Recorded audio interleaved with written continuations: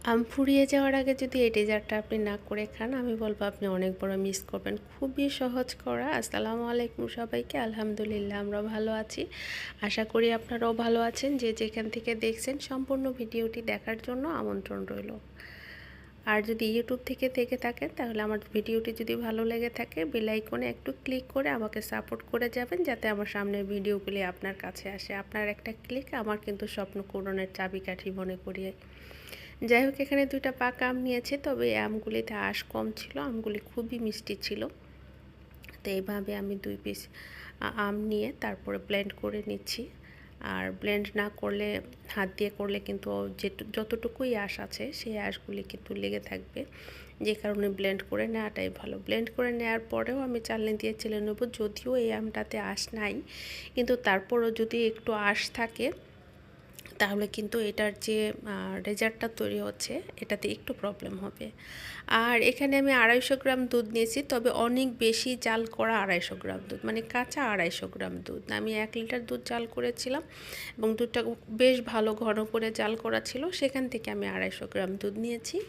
আর এখানে 2 চামচ পরিমাণ গুঁড়া দুধ দিয়েছি। আমি চাইলে আরও দুধ ব্যবহার করতে পারতাম, কিন্তু আমি করিনি। তার কারণ হচ্ছে আমি চাচ্ছি এই ডেজার্টটাতে যাতে আমের ফ্লেভারটা থাকে। আর আপনার এখানে যদি আমের ফ্লেভারটা না থাকে তাহলে কিন্তু খাওয়ার টেস্ট লাগবে না, কারণ এটা আমের ডেজার্ট, যাতে আমের টেস্ট থাকে সেই কারণে আমি আর দুধ ব্যবহার করলাম না। তো যে আমগুলি আমি চেলে রেখেছিলাম সেই আমগুলি এখানে মিশ্রণ করে দিলাম। আর এখানে 1 চামচ পরিমাণ কর্নফ্লাওয়ার আর হচ্ছে 1 চামচ পরিমাণ আগার আগার পাউডার। যদি আপনারা আগার আগার পাউডার না চিনে থাকেন, মুদি দোকানে গিয়ে চাইলেই কিন্তু তারা দিয়ে দেবে। আর এগুলি খুব বেশি দাম না আসলে। আর নর্মাল পানিতে একটু গুলে নিচ্ছি, তার কারণ হচ্ছে কি এসব পাউডার যদি আপনি সরাসরি চুলায় ব্যবহার করেন জমে যাবে।